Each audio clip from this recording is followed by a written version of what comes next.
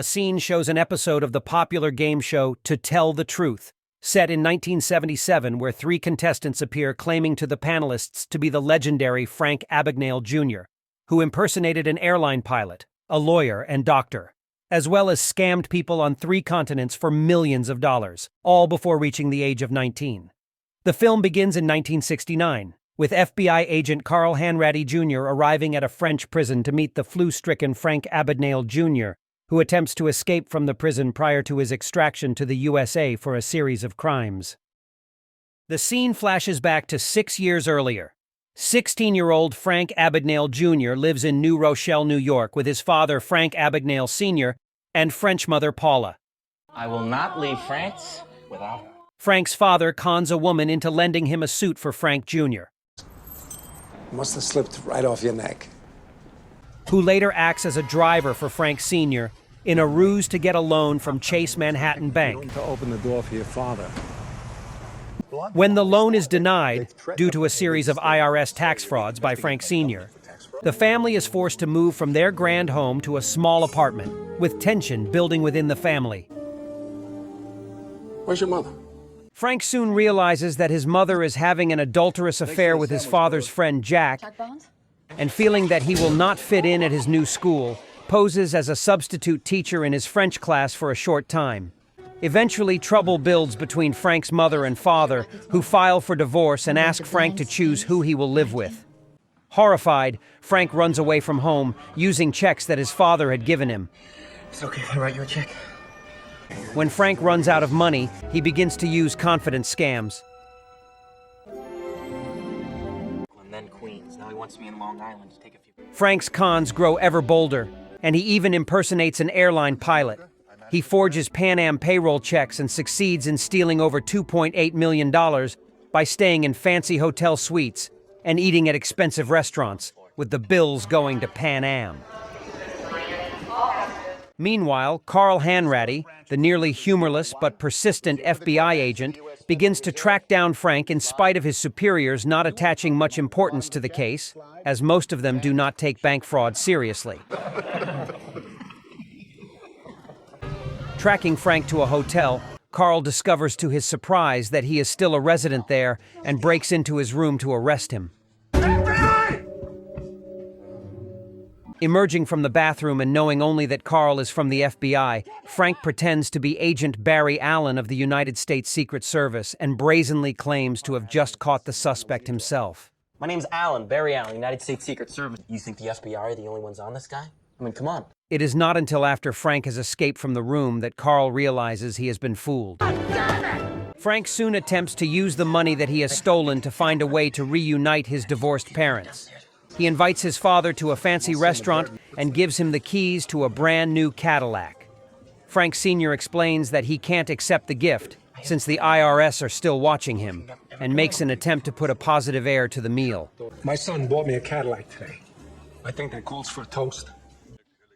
Some months later, on Christmas Eve, while Carl is working in the office late and alone, Frank calls him to apologize for tricking him back at the hotel. Carl announces that it doesn't work that way. Carl realizes the reason for the call. Frank has no one else to talk to.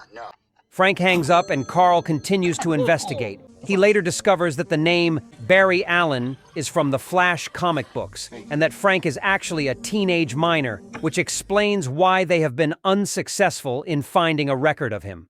Comic books, Barry Allen is the Flash. Carl, slow down, Remembering that Frank had made a reference to the New York Yankees, Carl has his men check for runaways in New York. Their search eventually leads them to Frank's mother, who is now remarried.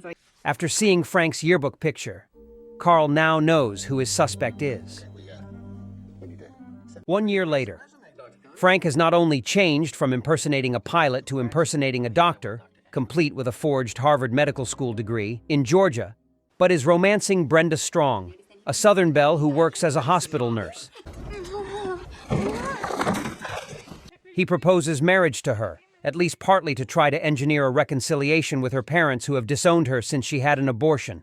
The two travel to meet her parents in Louisiana, announcing to them not only that he is like them a Lutheran, but that he is a qualified lawyer as well as a doctor.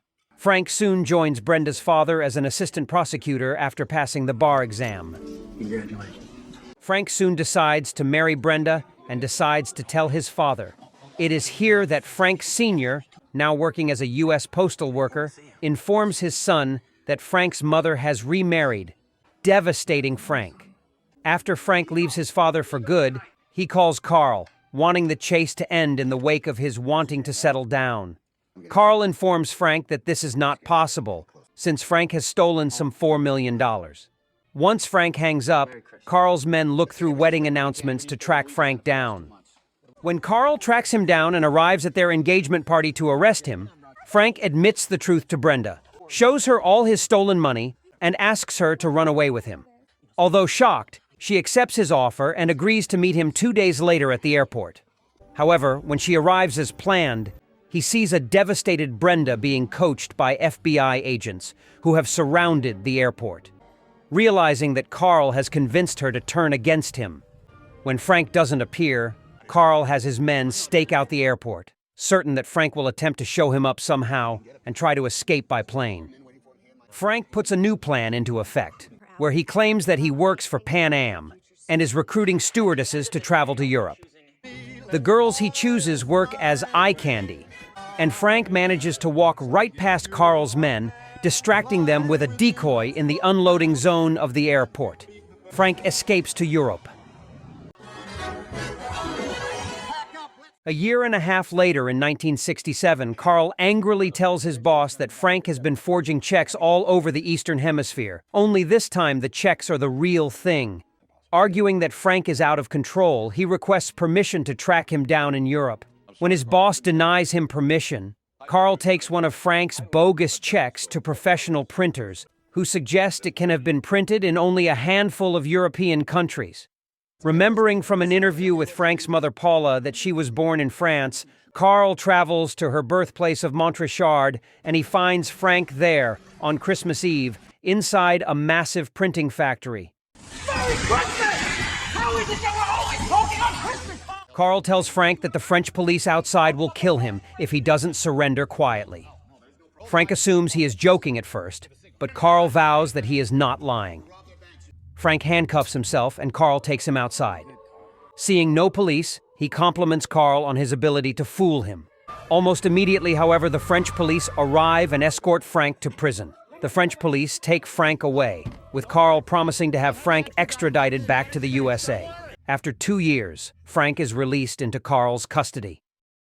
Later on Christmas Eve, 1969, on the plane extraditing Frank to the United States, Carl informs him that his father has died accidentally the previous year. Devastated, Frank escapes from the plane in incredible fashion and tracks down where his mother lives. Here he finds his mother with her second husband as well as a young girl, who Frank realizes is his half-sister. Before he can even speak to his mother, however, a posse of police arrive in pursuit and Frank surrenders. Frank is tried, convicted, and given a 12-year prison sentence for check forgery, embezzlement, among many other charges, and sent to a maximum security federal prison in Atlanta. During the next 4 years, Frank receives regular visits from Carl. During one of these visits, Frank easily deduces the identity of a forger by glancing at a check that Carl shows him. More visits from Carl has Frank cooperating with him in identifying other check forgers. In 1974, an impressed Carl arranges for Frank to be allowed to serve out the remainder of his sentence, working for the check fraud department of the FBI under Carl's custody. Although Frank is out of prison, he is chained to his desk job and misses the thrill of his old life and even attempts to pose as an airline pilot once again. Just as he tries to run again, he meets Carl at the airport. Carl allows him to go free, predicting that Frank will return to work on Monday since there is no one chasing him. Look. Frank. Back in the office on Monday morning, Carl is nervous when Frank doesn't appear for work on time. He is afraid that he has run away and ruined both their lives. But Frank soon shows up and asks Carl about their next case. Bristling, Carl demands to know how Frank cheated on the bar exam in Louisiana, to which Frank replies that he didn't. He had studied for only 2 weeks and genuinely passed the exam. Astounded, Carl asks him, "Is that the truth, Frank?" Frank merely smiles. Carl smiles back and the two continue to their investigation work together. Lastly, it is revealed through scrolling text that Frank has been happily married for 26 years, had 3 sons, and lives in the Midwest with his family. He is still good friends with Carl, caught some of the world's most elusive money forgers, and gets millions of dollars each year because of his work creating checks that cannot be forged.